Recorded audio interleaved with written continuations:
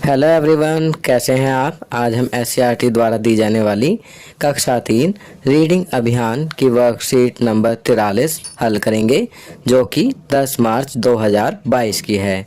आज की वर्कशीट 8वें सप्ताह की है और इसकी थीम है दादी की कहानियाँ।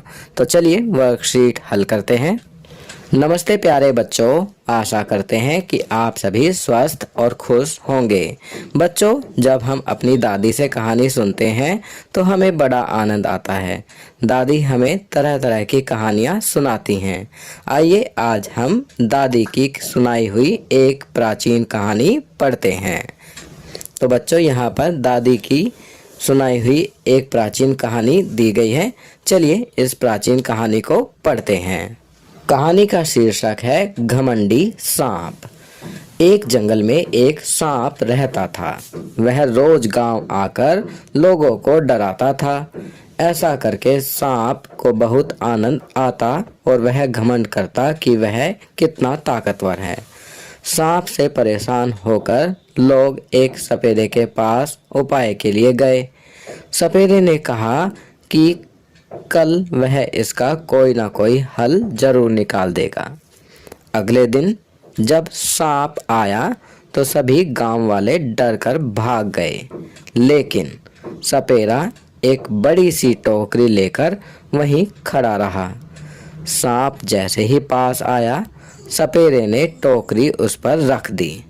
अब सांप डर गया और सपेरे से कहने लगा, मुझे छोड़ दो, अब मैं गांव कभी नहीं आऊंगा। सपेरे ने उस पर दया करके उसे जाने दिया। अब सांप जंगल में ही रहता है और कभी गांव नहीं आता। तो बच्चों, आप चित्र में देख भी सकते हैं। पहले चित्र में एक सांप दिखाया गया है, दूसरे चित्र में दिखाया गया है कि किस प्रकार वो गांव में आकर बच्चों को डराता, बड़ों को डराता है। तीसरे चित्र में आप देख सकते हैं कि गांव वाले इकट्ठे होकर सपेरे के पास जाते हैं और चौथे चित्र में आप सांप और सपेरे को देख सकते हैं और पांचवें चित्र में आप देख सकते हैं कि किस प्रकार सपेरे ने सांप को टोकरी में बंद कर दिया है। तो कैसी लगी कहानी आपको? अच्छी? चलिए अब हम इस कहानी से संबंधित कुछ प्रश्न करते हैं। प्रश्न 1, बच्चों, क्या हमें किसी चीज का घमंड करना चाहिए? घमंड का क्या परिणाम हो सकता है? तो बच्चों, यहाँ पर 2 प्रश्न हो गए हैं। पहला कि क्या हमें किसी चीज़ पर घमंड करना चाहिए, तो इसका उत्तर हाँ या नहीं में देंगे। और घमंड का क्या परिणाम हो सकता है तो उसके बारे में बताएंगे। तो इसका उत्तर आप स्वयं लिखेंगे। आपकी सुविधा के लिए मैंने यहाँ लिखा है, नहीं, हमें कभी घमंड नहीं करना चाहिए, क्योंकि घमंड करने से घमंडी इंसान या जीव मुश्किल में पड़ जाता है। जिस प्रकार कहानी में सांप ने घमंड किया और वह मुश्किल में पड़ गया, सपेरे ने उसे टोकरी में बंद कर दिया था।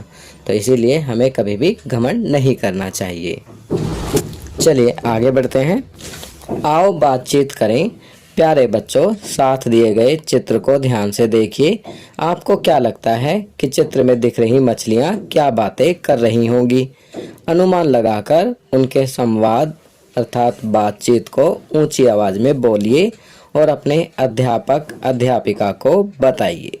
तो बच्चों, आप देख सकते हैं चित्र में मछलियाँ दिखाई गई हैं और एक व्यक्ति दिखाया गया है। ऐसे लग रहा है जैसे यह व्यक्ति मछुआरा हो। तो मछलियाँ क्या कह रही होंगी? अरे वह कौन है? तो दूसरी मछली कह रही होगी, जल्दी से छिप जाओ, वह तो मछुआरा लग रहा है, शायद हमें पकड़ने आया होगा।